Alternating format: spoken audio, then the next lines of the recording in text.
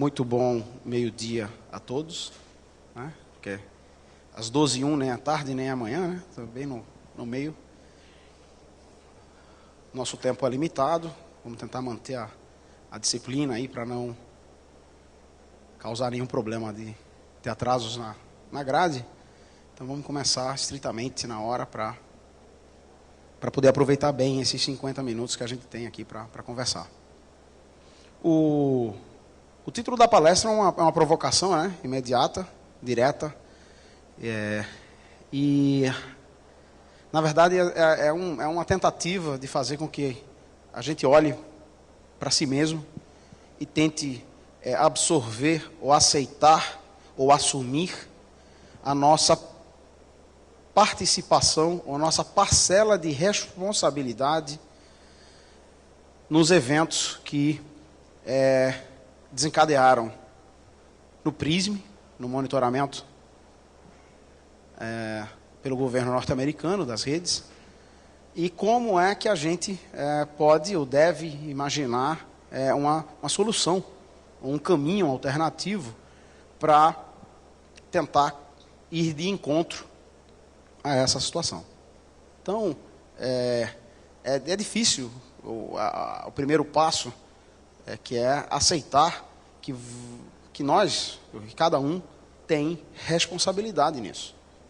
Isso não é algo que a gente pode simplesmente terceirizar ou delegar aos malfeitores do lado negro da força, né, os construtores da ideologia individualista, ou algo que está além do palpável.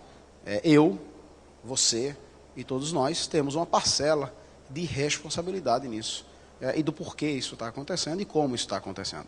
Então eu vou tentar elaborar essa ideia através dessa discussão. Ao que parece, o Pink Floyd já sabia disso lá nos anos 70, né?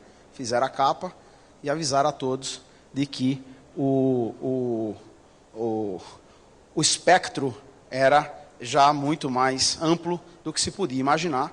Claro que no caso deles o negócio era na base do LSD e não na base da tecnologia. O grande problema é que esse espectro ele nem é tão grande assim e se compõe basicamente das técnicas de convencer todo mundo de que usar as ferramentas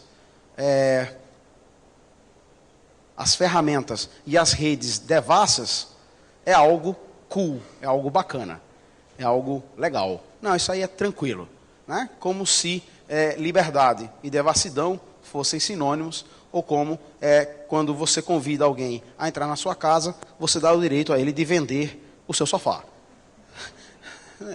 Isso não parece muito lógico, mas é assim que eles encaram a coisa.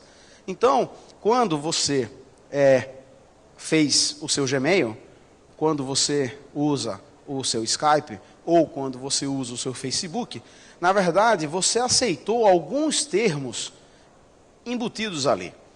O problema é que se esses termos já não são, em si, absolutamente inaceitáveis, ou pelo menos deveriam ser, eles ainda foram além. Eles passaram a terceiros aquilo que eles garantiram que ia ser só deles. Então, esses caras não só venderam teu sofá, como eles ainda por cima te venderam de volta uns banquinhos de madeira sensacionais, pelos quais você está pagando uma verdadeira fortuna. De alguma maneira muito maluca, a gente acha que isso tudo é muito aceitável, muito normal e muito bacana. Eu não conheço ninguém que não tenha uma conta do Gmail. Tem alguém aqui que não tem Gmail? Achamos 2. Mas você tinha. Então, assim como eu, um ex-usuário de drogas. O único sóbrio, de verdade, é o professor Pedro Rezende, que nunca teve um Gmail. Então, eu estou falando aqui também como alguém que passou pela experiência. Né? Meu nome é Anauá, fazem 3 meses que eu não uso drogas. É maluco, mas é assim. Então, mas já era assim antes. Na verdade, a gente está... Não sei por que a gente está... E eu já discuti isso com algumas pessoas. As pessoas mas isso não é novidade nenhuma. Isso a gente já sabia. A gente já sabia, mas ninguém queria acreditar, né? É como a lei da gravidade. Até os 30 ninguém acredita que ela existe. Né? Os caras são loucos, insistem em desafiar, mas ela está lá. Na verdade, em 2004, um pouco depois do ataque às Torres Gêmeas, o governo norte-americano anunciou a todo mundo de que a partir dali começaria um estado de exceção. Um estado de exceção global, mundial. As pessoas simplesmente não entenderam isso, ou não quiseram entender. A partir desse momento, os americanos criaram, o governo norte-americano criou uma rede de sequestro, prisão, encarceramento totalmente arbitrário, totalmente ditatorial. É um sistema com alcance global que faz a China parecer peça de tabuleiro de war, de tão inocente que é. Os caras param aviões no meio do nada, descem as pessoas e desaparecem com elas. O número de sequestros de pessoas, de ativistas e de pessoas que se contrapõem à situação, ou que simplesmente são consideradas perigosas pelo governo norte-americano, simplesmente somem. E quem reclama, some também. Então ninguém reclama. Não é brincadeira, parece muito contraditório, mas um governo que se diz democrata mantém uma base um campo de concentração como o Guantánamo. Um governo que se diz libertário ter 6 bases militares na Colômbia, aqui do nosso lado. E a gente acha que isso é absolutamente normal. Se Obama endoidar, ou se alguém de lá endoidar e quiser literalmente varrer Brasília do mapa, e olha só, não estou dizendo que isso é exatamente uma coisa ruim, isso levaria apenas 3 horas entre dar o comando e sumir com Brasília do mapa. Né? Então, o Brasil pode sofrer uma intervenção porque sim. Por algum motivo a gente acha, nós brasileiros, que nós somos melhores que os árabes, ou melhores do que os norte-vietnamitas, ou melhores que os cubanos, ou mais democráticos, ou mais... Não é nada disso. A gente simplesmente atende os interesses dos caras. Enquanto a gente mantiver os interesses dos caras, não há nenhum problema. Tá?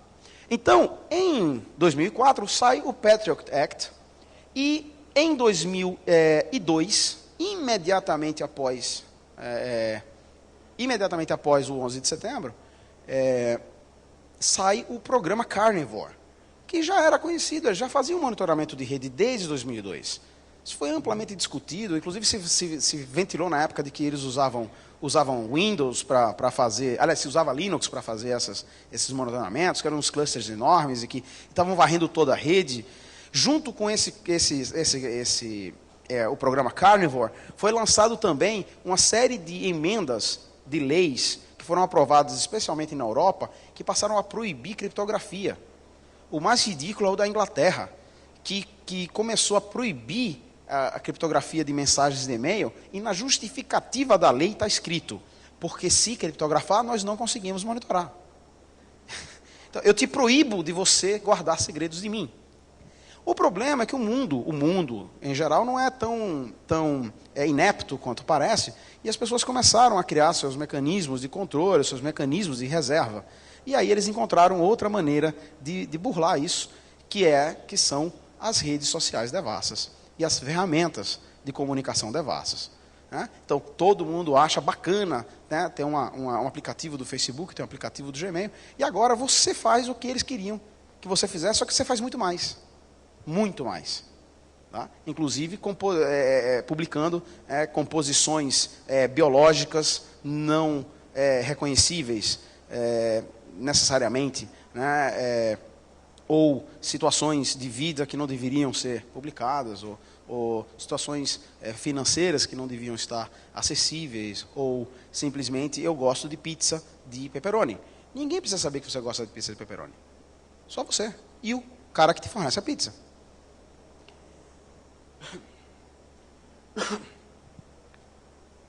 O que acontece é, na hora em que você publica, na hora que você abre nessas ferramentas, quais são os teus prazeres e teus desprazeres, quaisquer que sejam, você não transmite apenas um perfil comportamental passível de tratamento para gerar anúncios personalizados. Isso é uma maneira extremamente ingênua de enxergar o conjunto de dados que você está fornecendo. Na verdade, eles estão traçando se você é mais nazista, mais proativista, mais escravagista, mais comunista, mais capitalista ou mais individualista. Ou simplesmente se você é uma topeira bípede. Na verdade, não importa. Para eles, no final da história, não interessa o que é que você é. E o argumento é simples: eu não tenho nada a esconder. Na verdade, você tem tudo a esconder. Você deveria ter tudo a esconder. O que você está traçando e permitindo que seja feito é analisar um perfil de comportamento de você e entre os seus. Então, como é que sua família se comporta? Então, primeiro você, como você se comporta? Depois como sua família se comporta, depois como seu bairro se comporta, depois como sua cidade se comporta, depois como seu estado se comporta, depois como seu país se comporta. Isso está sendo usado para tudo. Você pode dizer, mas qual é o problema se a Coca-Cola vai botar mais ou menos adoçante ou mais ou menos sal? Isso não importa. É até bom. Se todo mundo reclama que a Coca-Cola tem muito sal, a Coca-Cola diminui o número de sal e agora ela vende a Coca-Cola mais saudável. Coca-Cola e saudável na mesma frase parece uma idiotice sem tamanho. Mas bom, o fato é que pode haver algum resultado positivo. O detalhe é que por trás do comportamento de consumo de Coca-Cola, começa a se saber se esse é um país submisso ou não. Se esse é um país que aceita que a gente use amianto ou não. Porque as fábricas de amianto continuam produzindo, elas precisam desovar, essas empresas precisam continuar faturando. Se aceitam TVs de tubo ou não. Eu lembro que na época que saíram as TVs LED, as TVs fininhas e tal, eu tive numa fábrica na Amazônia, lá em Manaus, e na Zona Franca, e eles diziam o seguinte: olha, a gente está produzindo monitores de tubo, mas nem precisava mais, é porque a gente tem sobrevida, e o mercado aceita. Então a gente já podia ter tido televisões de plasma ou televisões LCD muito antes do que elas chegaram. Isso é controle de mercado. Controle de mercado ruim. Veja, não estou nem falando de que seja controle de mercado norte-americano. É controle de mercado, isso é ruim. É ruim para a gente como consumidor, como cidadão. Então, poder traçar perfis confiáveis de comportamento social é um sonho humano desde a Grécia Antiga. Poder saber o que o inimigo faz ou o que os conquistados farão é simplesmente a melhor estratégia do mundo. Não tem nada mais legal do que isso. Então, é inacreditável, e eu vi isso agora com esses protestos, o pessoal indignado, porque eles chegavam no local do protesto e já tinha polícia. Pelo amor de Deus, cara, vocês disseram para onde vocês iam. Todo mundo se organizou e disse: vamos todos para lá, inclusive a polícia. Topeira bípede, né? Eu sou um ativista. No Facebook, não. No Facebook, desculpa, você é um espião. Contra você mesmo.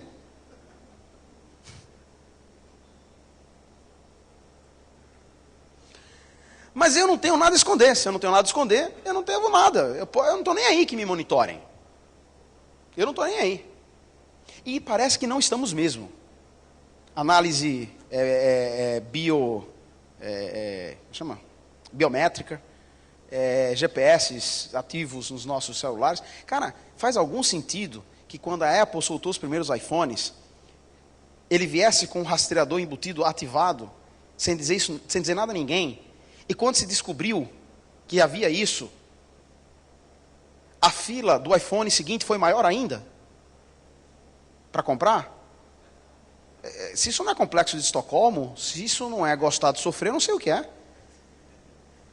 Cara, estão te rastreando. Oba! Peraí, eu acho que você não entendeu, hein? Eles vão saber onde você anda. Oba! Como assim, oba? Não é bom porque se me sequestrarem, eles vão saber onde eu estou. É mesmo? E por que vão te sequestrar? Sei lá, né? Sei não, a violência.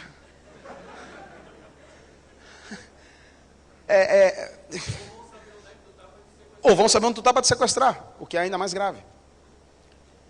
Então, quando a gente fala que isso não devia ser assim, é porque, na verdade, não importa se você tem ou não tem algo a esconder.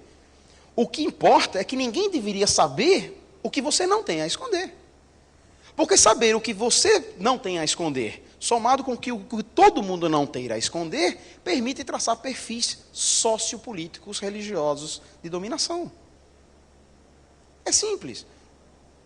Então, assim, eu sou ladrão porque todo mundo é.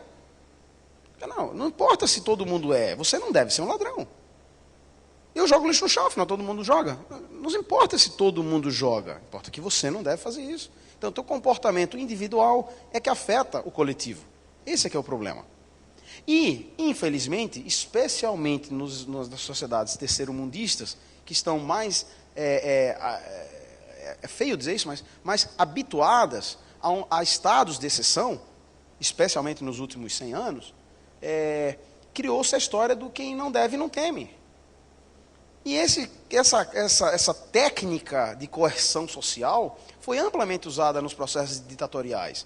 Então, as pessoas eram sequestradas das suas casas às 3 horas da madrugada, e o vizinho, em vez de ficar indignado, dizia, aquele cara tinha alguma coisa a esconder, e eu não. Então, quem não deve, não teme. Em vez de dizer, que absurdo, como é que bate na casa da pessoa sem mandado às 3 horas da manhã? Não, é o contrário. Não importa. E a gente faz isso hoje.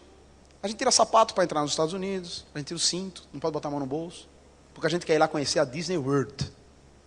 Fantástico. A gente faz isso dentro de casa, não precisa ir longe. O policial manda descer do carro, você desce do carro. Desce aí. Sim, senhor. Cara, sim, senhor, caramba. Tem mandato?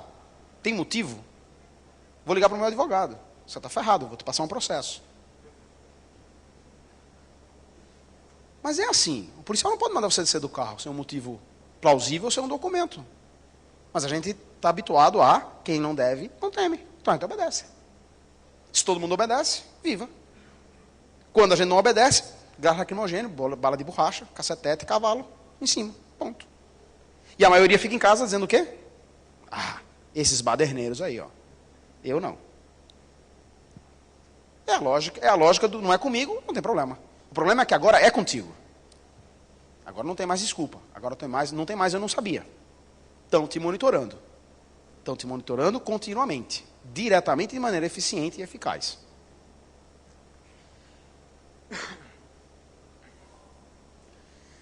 As redes sociais devassas são um novo mecanismo de monitoramento moderno. Então a CIA, antigamente, tinha ficha de todo mundo que interessava. E tinha mais arquivos em branco do que tudo. Eu não tenho nenhum orgulho em dizer isso, mas na minha família, desde o meu avô até meu sobrinho menor, tem uma ficha na CIA. A gente sabe disso. Eu venho de uma família de comunistas de longa data. Nós temos...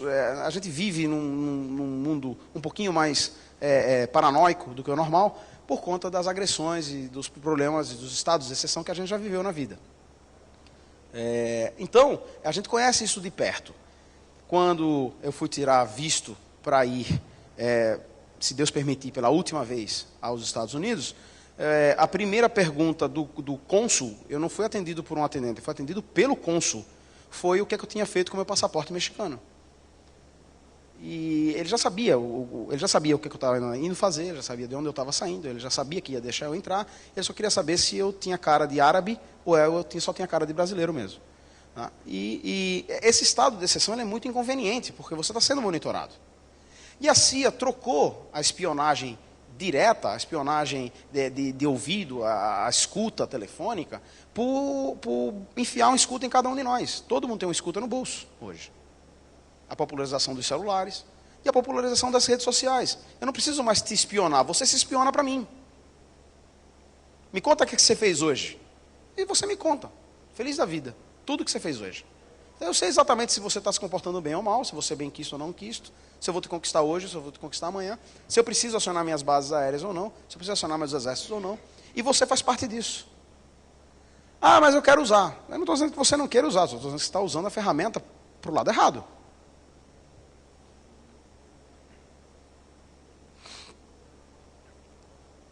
Devasso não é libertário. Devasso não é revolucionário. Devasso não é comunitário. Devasso é devasso. Devasso é dar sem se preocupar com as consequências. Dê muito. Dar deve ser excelente, deve ser muito bom. Senão mais de 60% da humanidade não dava. E elas dão. E deve ser muito bom. O fato é que tem que tomar cuidado, não pode ficar dando indiscriminadamente, porque senão o outro lado usa isso de jeito errado. E as consequências são nefastas. Só para dar uma ideia do que eu estou querendo dizer, e como é que a desinformação funciona, na Primavera Árabe, logo no início da Primavera Árabe, o primeiro movimento mais contundente foi no Egito. A gente acompanhou isso pela Globo. E foi lindo como a população foi à Praça Tahrir e ocupou a Praça Tahrir por 3 meses. Não há a menor dúvida, eu falo e me arrepio. Eu acho fantástico a população ir para as ruas se manifestar. Acho que isso talvez é o sonho de todo nerd, que toda a população vá jogar seus Windows no chão, vá jogar seus Macs fora, né? Sei lá, seria um sonho de revolucionário tecnológico, né? A gente nunca vai ver isso, que nerd não faz essas coisas. Mas é lindo ver o povo ir às ruas e se manifestar, qualquer que seja a manifestação e qualquer que seja o povo. O detalhe importante nessa história é de que o governo do Mubarak era um governo extremamente amigo do governo norte-americano. O Mubarak, quando deu o golpe militar, 30 anos antes, aproximadamente 30 anos antes, ele precisava de armas. E para ter as armas, ele pediu as armas aos Estados Unidos. E na época, o governo Clinton se fez um grande aliado do governo ditatorial de Mubarak, oferecendo todo o armamento necessário para que ele pudesse manter sua ditadura. A troco do quê? A troco da instalação de 8 bases militares dentro do Egito. E assim, os Estados Unidos ganhou, então, no período, acesso imediato ao Irã, ao Iraque, à Arábia Saudita, a todo o Oriente Médio, ao Norte da África, inclusive à Europa, de maneira a não estralar de dedos. Muito conveniente. Um governo democrático, libertário, cristão, humanista, como o norte-americano, apoiando um governo pró-social, humanitário, como o Mubarak. Lindo, né? Acho que tem tudo a ver, tudo a ver. Então, quando começa a onda dentro do Egito e as movimentações começam a acontecer, elas acontecem através da rede social revolucionária, chamada Facebook. No Facebook, as pessoas começaram a se comunicar e a dizer, vamos fazer alguma coisa, vamos fazer alguma coisa, vamos fazer alguma coisa. Nesse momento, a NSA já estava monitorando tudo, a NSA está monitorando tudo desde 2007. Traçou um perfil do que ia acontecer, fez um relatório, mandou esse relatório para a então... como era? A Hillary Clinton era a, não sei o que lá do governo, secretária de Estado. E a Hillary pega, então, esse documento, vai ao Egito para visitar o então amigo, cooperador do governo da liberdade mundial, o ditador Mubarak, e entrega o relatório para ele. O relatório dizia que, em algum momento, milhões, não milhares, mas milhões de pessoas iam se manifestar de maneira pública. E que o ponto provável de encontro seria a Praça Tahrir. Esse relatório foi entregue a ele 4 meses antes de começarem as turbas. 4 meses antes. E o Mubarak não deu a menor bola, porque havia um rodapé que dizia fonte de dados Facebook. E um ignorante, como o Mubarak, jamais podia dar credibilidade a um relatório que vinha de uma rede social. É desse nível de controle que eu estou tentando falar aqui. A rede social em si é ótima, a ferramenta é a pior possível. Ela é uma ferramenta única, centralizada, passível de monitoramento, mesmo que não se queira. Tá? Não há inocência por trás disso. Tá? Então, traçar esses perfis é que não é permitido, não é inteligente. Bom, eu fiz esses gráficos para tentar colocar um pouco do que eu acho que tá acontecendo, né? Você tem ali as redes sociais devassas, ali estão o Facebook, ali estão todas as ferramentas do Google, todas as ferramentas nas quais você use logado, né? Nas quais você esteja fornecendo informação. Veja, eu uso Android, é uma ferramenta original do Google, mas eu não uso ela conectada na minha conta do Gmail. Então o Google não sabe o que é que eu estou fazendo, nem o que eu deixo de fazer. E às vezes eu usufruo da ferramenta assim mesmo. É uma opção. Apesar de eu tentar usar sempre as ferramentas livres, o Android livre e assim por diante. Então, ali você tem um conjunto de pessoas comuns, existe um grupo de pessoas incomuns, que não está contemplado ali, e a gente tem ali um grupo pequeno de ativistas, E como vocês podem ver, praticamente 99% de todos os ativistas, e aí eu estou falando de ativistas em todos os níveis, de todas as vertentes, né, de mudança, de questionamento do status quo, estão dentro das redes sociais devassas, e alguns ativistas são pessoas comuns. A maioria não é, mas tem algum grupo que acha que é ativista, e tem algumas pessoas que acham que são comuns, depende do ponto de vista. O fato é que o cenário devia ser mais como nesse segundo tópico. Os ativistas deveriam estar fora das redes sociais devassas, com pontos mínimos de linkagem para fazer, então, a propagação das suas ideias. Quando você é um ativista, se você se auto-visualiza como um ativista, significa que você é uma pessoa que questiona o status quo, em qualquer vertente. Você não está de acordo com aquele comportamento, aquela ação, aquele método, aquela política, qualquer que seja. E você decide dedicar algum tempo da sua vida, do seu trabalho e da sua existência a modificar aquele comportamento. Isso faz de você uma pessoa extremamente especial. Você já não é mais uma pessoa comum.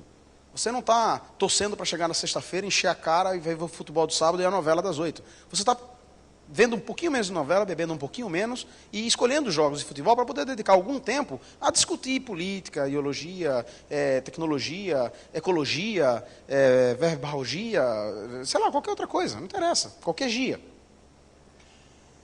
Se você é uma pessoa que decide questionar o status quo,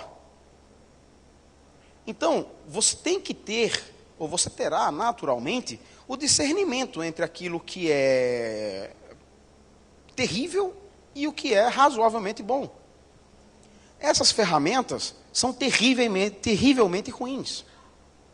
E se você não percebeu isso até agora, eu acho que o PRISM, ou a técnica, quando ela é publicada, quando o Snowden faz esse favor à humanidade de documentar aquilo que todos já sabiam, é dizer o seguinte: cara, acorda. Você já não tem mais permissão para isso. E aí eu escuto argumentos interessantes, argumentos muito interessantes. Eu escuto argumentos como, eu não sabia. Meu problema de ativismo é combater a corrupção. Eu não sou um cyberativista. A mim não me interessa. Eu quero combater a corrupção. Ora, mas a corrupção é um desvio social. Usar as ferramentas devassas também é um desvio social. Jogar lixo no chão também é um desvio social. Eu não conheço ninguém que seja tão ativista, tão especialista no seu ativismo, que desconsidere todos os demais. Não funciona assim. Você é uma pessoa que tem um viés diferente. Então você precisa tomar alguns cuidados. A outra é um argumento mercantilista. Veja bem, para que eu possa fazer meu ativismo, eu tenho que estar onde as pessoas estão. Porque senão eu fico gritando para as paredes, ninguém escuta o que eu digo. Então eu tenho que estar no Facebook para poder alcançar as pessoas, porque as pessoas estão no Facebook. E aí eu lanço um raciocínio simplista. Se você está fazendo ativismo numa rede social devassa, e seu ativismo for bem sucedido, você incomodará os podres poderes, qualquer que seja seu ativismo. No momento em que você incomodar, você será desconectado dessa rede. Aquele podre poder entrará com um mandato de segurança, com um procedimento jurídico, ou não, dependendo do estado de exceção, e sua conta será cancelada. Está assim de gente. Isso está acontecendo todo dia. Então, seu ativismo só será eficiente se você incomodar. Se você incomodar, você será desativado. Então, por que você está fazendo ativismo num lugar onde teu ativismo será desativado? Chama-se tiro no pé. Você acha que está fazendo ativismo. Por algum motivo você se convenceu disso. Mas, na verdade, bem lá no fundinho, você, na verdade, quer continuar compartilhando as fotos do bolo de 3 anos do seu filhinho com a família. Porque você é tão humano quanto qualquer outro humano. Você é tão inocente quanto qualquer outro ser humano. Você é tão social e tem tanta necessidade de compartilhar os seus momentos felizes e infelizes, dos quais ninguém tem interesse, como todo mundo tem. E você cria as desculpinhas que você precisa para dizer, não, eu sou uma ativista, é importante estar aqui fazendo ativismo. A visão que eu tenho, talvez eu esteja exagerando, mas a visão que eu tenho é de um grupo pró-judeu indo a um discurso de Hitler com faixas, tá certo? Para pregar a favor dos judeus. Hello, num comício do Hitler só tem nazista. Ah, não, mas nosso público-alvo está lá. São eles que nós queremos convencer.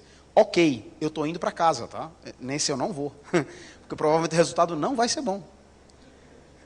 Aqui acontece exatamente a mesma coisa.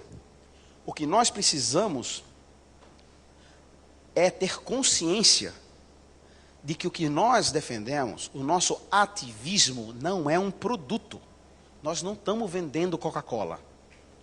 Nós estamos promovendo uma ideia que se propõe a mudar o mundo.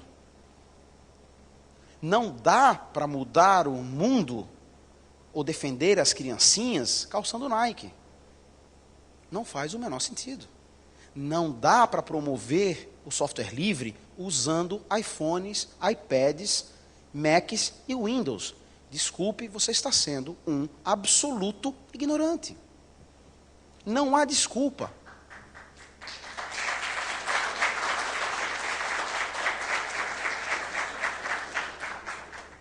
Não dá para ser ativista dentro de uma rede social devassa.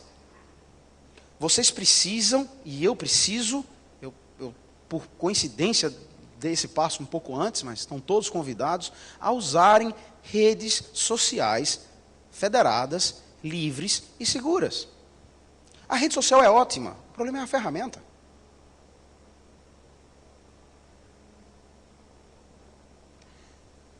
Usa Twitter? Vamos para o Pump.io. Apesar do Twitter ser uma rede devassa, ela é uma rede devassa que ainda mantém um mínimo de coerência. Pelo menos ela não foi invadida pelo Prism. Ela resistiu. Como, não sei. Deve ser o filho do presidente, daquele negócio, do filho do Obama, é o dono do Twitter, né? Para ter segurado a onda. Porque usar Twitter ainda não é tão grave, mas tem opções livres. Vamos usar o Pump. Ah, usa Facebook? Cara, usa o Diaspora. O Diaspora faz tudo que o Facebook faz em termos de ferramenta, tá? Só que ela é livre e federada. As redes federadas, gente, são redes onde os servidores não pertencem a um núcleo.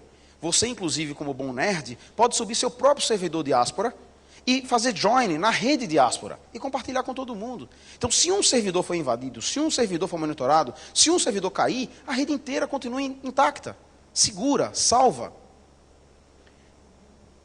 Ah, mas para Gmail não tem opção. Por quê? Porque o Gmail é de graça.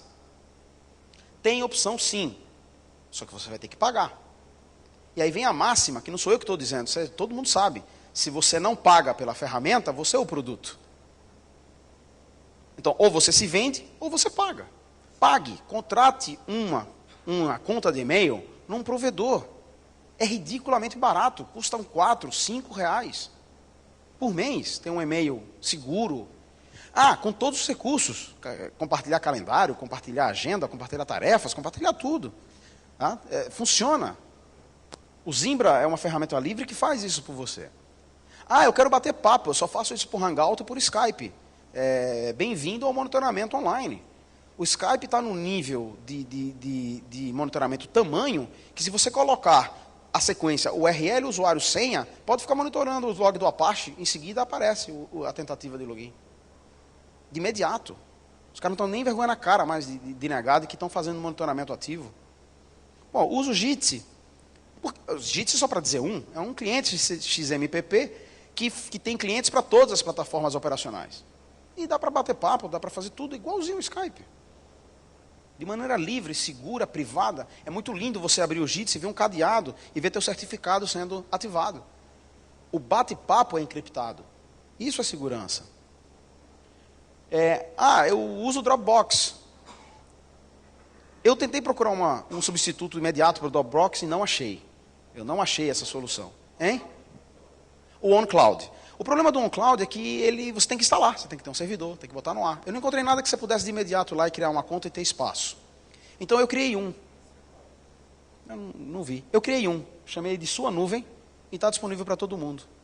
Vai lá, cria a tua conta, você tem 1 GB para começar, talvez em seguida a gente crie mais espaço, mas 1 GB é pronto para você usar com o OnCloud. É um servidor OnCloud aberto a todo mundo. Então, eu não posso fazer muito, mas eu posso fazer minha parte. Está ali o OnCloud. O Zorro não é mais do Google. Não. Na verdade, o Zorro não é do Google. O Zorro é uma empresa americana, cujos servidores não estão nos Estados Unidos, que te garantem uma cláusula de privacidade absoluta. Eu sou usuário do Zorro. Ele é muito legal, muito legal o proprietário. Não tem, infelizmente, o LibreOffice e as ferramentas Office ainda não evoluíram para a nuvem, algo que a gente pudesse ter. Então, vamos tentar alguma coisa que garanta a privacidade. O Zorro te dá acesso gratuito até uma determinada quantidade. Você passa aquela quantidade, você começa a pagar. Uma ninharia por acesso, por megas, tá? Para de usar o Google. Em nome de Jesus. Para de usar o Google, cara. Cai os dentes e o cara continua usando o Google. DuckDuckGo te garante privacidade, te garante não rastreamento, te garante que não vai te jogar anúncios na cara. E eu vi o DuckDuckGo crescer de 1 milhão de acessos por mês para quase agora são 300 milhões de acessos por mês, especialmente depois do Prism, e eles continuam mantendo a palavra deles. É por isso que eu estou fazendo a propaganda. Tá? Se por último você não consegue viver sem Google, se só em pensar em viver sem acessar o buscador Google te dá suadeira, instala um plugin que permita o não rastreamento do Google através de você. E em nome de Jesus, não usa Chrome. Chrome é o maior spyware já divulgado na internet. Todas as vezes que você abre um Chrome, tá? Ele começa a monitorar todas as abas que você abre nele e mandar as informações para o Google. Se você, mesmo em outro navegador, qualquer que seja, incluindo o Firefox, você abrir o Gmail, deixar ele aberto e abrir uma outra aba, ele começa a monitorar todo o restante que você está fazendo. Aquele ambiente do Google é um spyware. E sabe quanto eles precisam te pagar para fazer isso? Nada. Você faz isso de graça para eles. Para com isso.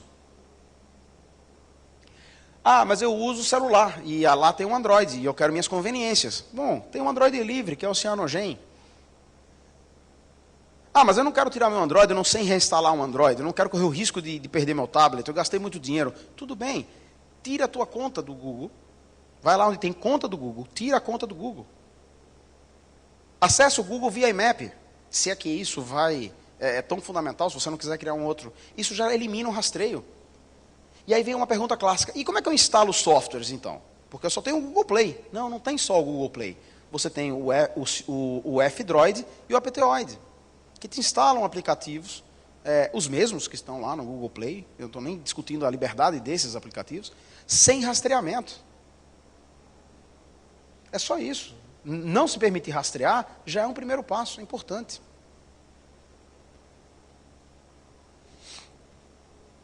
Quando a gente não quer, qualquer desculpa serve.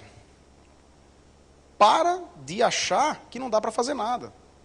A gente só consegue dar um passo adiante se a gente fizer isso juntos. Se a gente fizer isso de maneira colaborativa. E aí a minha grande pergunta, o meu grande questionamento, a minha grande provocação é: será que nós, especialmente nós do movimento software livre, a gente não tem sido um tanto quanto condescendente nos últimos 5 ou 6 anos? Será que a gente não está ficando frouxo? Será que a gente não perdeu os brios? Será que a gente não está usando Google demais, Gmail demais, Google Maps demais, iPad demais, iPhone demais, que é iPhone demais, Skype demais? E eu tenho tido algumas revelações muito absurdas desse processo. Eu tenho visto manifestações de entidades civis, de pessoas da comunidade, do alto escalão, fazendo iniciativas, mobilizações em favor da privacidade da internet no Facebook.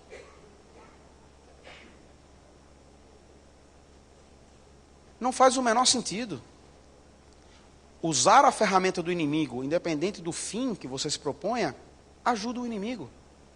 Sempre. Financia ele. E o Facebook, e o Gmail, e qualquer outra rede devassa, Skype, Microsoft, Apple, são os nossos inimigos. São inimigos sociais. Eu não estou nem falando agora mais de tecnologia, estou falando de comportamento social. A minha pergunta é, será que faz algum sentido nós nos organizarmos socialmente, através das nossas ONGs, dos nossos movimentos, da nossa militância, através da participação no comitê gestor da internet do Brasil, perturbar os nossos deputados, para formar um organismo jurídico como o Marco Civil, para garantir neutralidade da rede, para garantir democratização do conhecimento, para garantir privacidade, se na verdade o que todo mundo quer é estar no Facebook, no Gmail, no Skype? Eu garanto a neutralidade para que todo mundo possa se enjaular no Facebook, é isso? Não faz o menor sentido. Talvez a gente esteja somente curtindo uma de ativista. Deixa para lá. Marco Civil não faz o menor sentido. Se a gente não consegue, nem nós mesmos conseguimos nos afastar dessas ferramentas, de que adianta ter um Marco Civil que nos garanta esse direito? A gente quer continuar na bolha. Se o usuário final continua na sua bolha feliz do mundo sendo monitorado, se as empresas continuam ganhando seus milhões nos monitorando, e se os ativistas acham que isso tudo é aceitável, o governo norte-americano agradece e vamos em frente, ué. E é sério. Qual é o sentido disso? Se a sociedade civil organizada, dos movimentos do terceiro setor de TI, decidem fazer suas reuniões de militância no Skype, do que a gente está discutindo aqui? E quando alguém vai lá e diz, olha gente, podia ser diferente, aí somos jogados no ostracismo. Nos negam o palanque, nos negam o microfone, nos negam a participação. Porque supostamente a gente não deve fazer nenhum tipo de alerta, ou, como me foi dito, eu não devia pregar para os ativistas convertidos.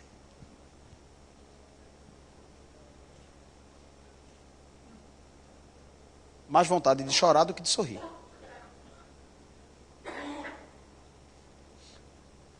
O que eu sugiro? Eu não tenho todas as soluções, obviamente. Isso aqui é uma provocação, uma discussão aberta. Eu sugiro que a gente invada as redes sociais federadas, livres e seguras. Eu acho que era uma obrigação moral e ética de todo nerd consciente abrir amanhã uma conta equivalente numa rede social federada, segura e privada. Quando a gente faz esse movimento, a gente avisa os amigos, a gente avisa as pessoas, avisa os vizinhos, avisa os filhos, avisa os primos. Então, que diabo é isso? O que é isso? Eu, por exemplo, conheci o diáspora através da minha irmã. Eu não sabia nem que o diáspora existia. A vida é assim. Minha outra irmã descobriu que o diáspora existia através de mim. Agora já somos 3 lá. E ao seu redor, há um conjunto de pessoas que prestam atenção no que você faz, que tem você como referência. Seja porque você é o sobrinho querido da família, seja porque você seja um PhD doutor em alguma coisa. O fato é, as pessoas perguntam para você o que usar, como usar, quando usar. Se você usa um iPad, um iPhone, as pessoas acham que usar iPad e iPhone é aceitável, porque você é a referência delas. Se você usa Facebook, então todo mundo acha que pode usar Facebook. Não há problema nisso. Se os nossos expoentes usam, então está tudo bem. E honestamente, eu fiz parte desse grupo, eu acho que a gente caiu nessa. Lenta e dolorosamente, nos últimos 5 anos, nós nos prostituímos totalmente. A gente foi se deixando levar. Não, só um pouquinho, não só um pouquinho, não só um pouquinho, e o negócio pegou inteirinho, sabe? Então, já está grave a coisa.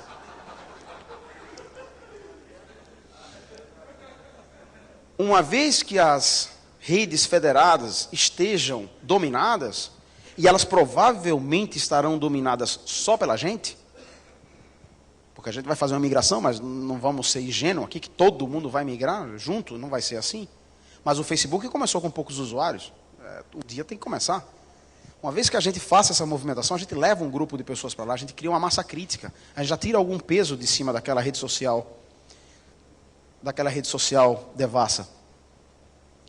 Uma vez feito esse movimento, a gente pode tomar algumas atitudes. A gente pode, por exemplo, marcar uma data em 60, 90, 120 dias para um cancelamento massivo dessas contas. É o tempo necessário para avisar todo mundo que você vai estar naquela outra rede. É o tempo necessário para avisar todo mundo que agora você está usando aquele outro e-mail. E naquela data, termos milhares, por que não milhões, de logouts e de cancelamentos de contas. E podemos sim, usar as drogas com algum cuidado. Alguns movimentos, alguns representantes podem ter contas específicas nessas redes devassas para fazer anúncios de mão única, mas não de convivência. Eu quero anunciar que tem Fizzly. Por que eu não anuncio que tem Fizzly no Facebook? Eu acho legal, O que não é legal é ficar postando minha vida dentro do Facebook. Eu posto minha vida dentro de uma rede federada, segura. E assim a gente vai atraindo as pessoas para dentro das redes federadas. Redes federadas como o Diaspora mantém inclusive plugins de conexão. Você pode postar no Diaspora e aparece no Twitter. Você posta no Diaspora e aparece no Facebook. Que é para permitir que você faça uma transição menos sofrida. E a gente encerre o uso das ferramentas, das redes sociais e ferramentas devassas definitivamente. Isso trará, no mínimo, alguma coerência ao nosso movimento. A minha sugestão, talvez não seja a melhor, nem seja a ideal, mas é a única solução que eu tenho de imediato. E quanto a fazer ativismo? Vamos fazer ativismo do jeito certo, nos lugares certos e do método certo. Qual é? Eu não sei, mas eu sei qual é o errado. E do jeito que está errado. Então, se você domina o Prism, se você sabe que o que está acontecendo no Prism, se você entende do que está acontecendo, passa para mim, por favor, o slide. Está na hora de você dar um passo atrás. Um passo diferente.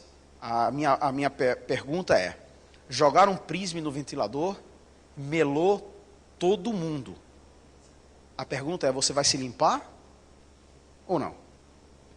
Obrigado, pessoal.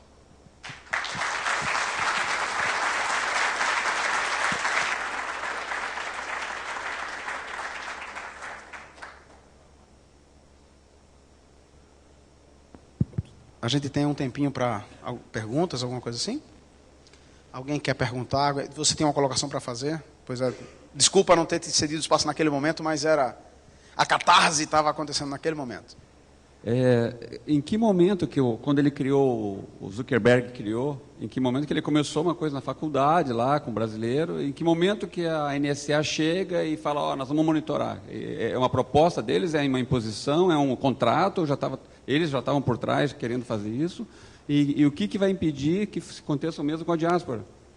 E queria que você comentasse também sobre o caso Snowden, como é que está a situação dele, você acha que isso aí, que ele foi ingênuo, é um golpe também, não pode ser uma operação de contra-inteligência, porque ninguém quer pegar o cara, parece uma batata quente, ninguém está se compadecendo do cara, por que algumas comunidades não falam nada? Eu procurei na internet quem está ajudando, alguém está querendo realmente ajudar o cara, porque é uma hipocrisia muito grande dos outros países também que ficaram... vi um anúncio de quando eles lançaram o presidente da NSA lá, eles geraram o ato, né, jurídico dele perder o passaporte dele. A motivação foi que ele roubou dados do governo americano, né? Chega a ser patético, porque eles roubaram em primeiro lugar das pessoas, né? Chega ao cúmulo da hipocrisia, né? E ninguém está comentando isso. Então, só para por ordem, né? Em primeiro lugar, O Facebook foi a primeira rede a ter deixado transparecer que tinha um acordo prévio com o FBI, isso faz um par de anos atrás. Hein? O Orkut, porque não foi bem assim. O Orkut tentou, eles tentaram, mas não conseguiram, porque o Google não assinou o protocolo. Mas o Facebook fez. E dizia que era para ajudar o terrorismo, a luta contra o terrorismo e toda essa balela norte-americana. Metade é condescendência da empresa, são empresas americanas que querem ajudar o modelo americano de funcionamento. A gente acha que elas são multinacionais, não, elas são americanas.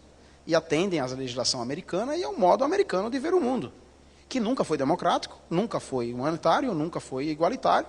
Então, ponto.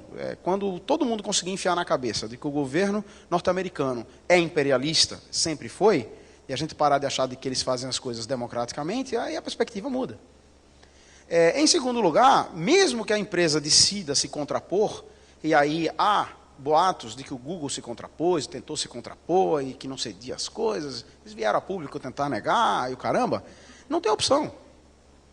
Ou faz, ou fora.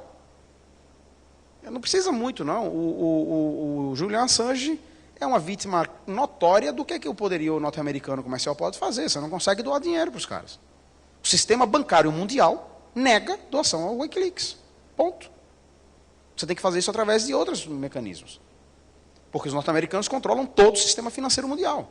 É tenebroso você imaginar que você não possa passar dinheiro para uma pessoa ou outra eletronicamente sem que os americanos saibam disso. Então não tem opção. Por isso que eu disse aqui, eu acho que o dono do Twitter é o filho do Obama, porque como é que eles conseguiram não cair nessa? É outra história. Ou estão dentro e não divulgaram, né? Vai saber.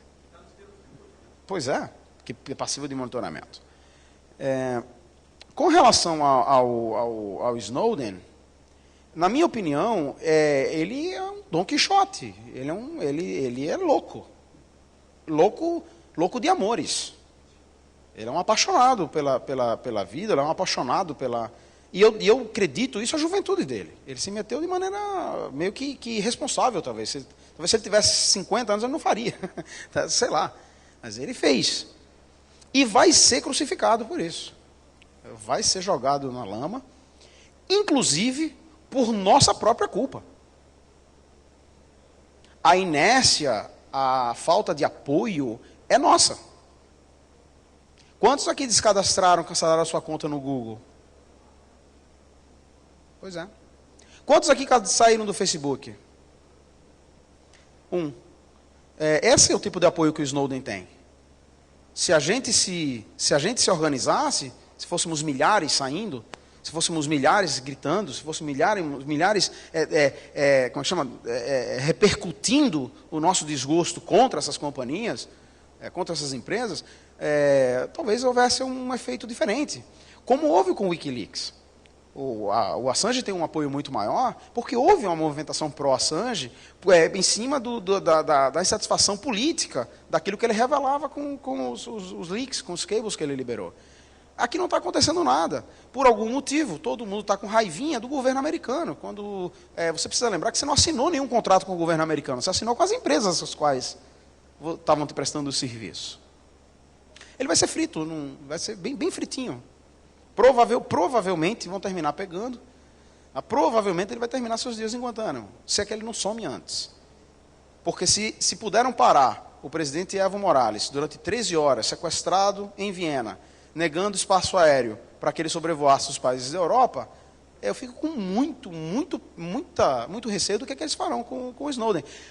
Talvez, se ele conseguir lá a cidadania russa, ele termine num gulag. Ou algo parecido, entendeu? Você não acha estranho que o PT protegeu o Batista, porque o cara foi assassino, confirmado, e no caso desse cara, nem quiseram responder, o cara se fingiu de morto?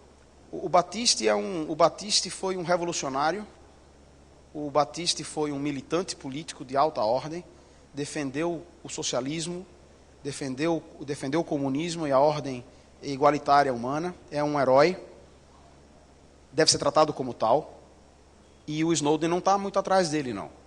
A mim me espanta, sim, que haja uma diferença entre tratar um herói da época que se pegava em armas físicas e fazer diferente com um herói que usa as armas cibernéticas. Sim, me espanta. Eu acho que o governo brasileiro deveria agir de maneira diferente. Mas, infelizmente, a política não é a mesma, a política internacional não é a mesma, os governos, apesar de serem parecidos, não são iguais. As diretrizes, especialmente no que tange ao tecnológico e ao digital, são completamente diferentes. O governo Dilma é vergonhosamente apática no que tange à inclusão digital, distribuição tecnológica, distribuição de banda, cultura tecnológica. Tá aí o nosso ministro Paulo Bernardo entregando tudo às teles, o Plano Nacional de Banda Larga já foi para o saco, e por aí vai. Então, eu tenho, sim, minhas críticas muito contundentes ao governo Dilma no que tange ao digital. Isso não faz de Batista um assassino, faz dele um guerrilheiro, e, sim, há uma falha muito, muito grave com relação ao Snowden. Acho que eu tinha mais alguns comentários. O professor Pedro Rezende queria fazer um comentário, eu estou muito curioso para saber dele. Time's out. Professor, acabamos de receber cartão vermelho, justo na hora que o senhor ia falar, tá vendo? Só para variar. Amanhã, às 19 horas, nesse mesmo auditório, vamos trocar, vamos fazer swap. Eu vou estar sentado aí. Pessoal, muito obrigado.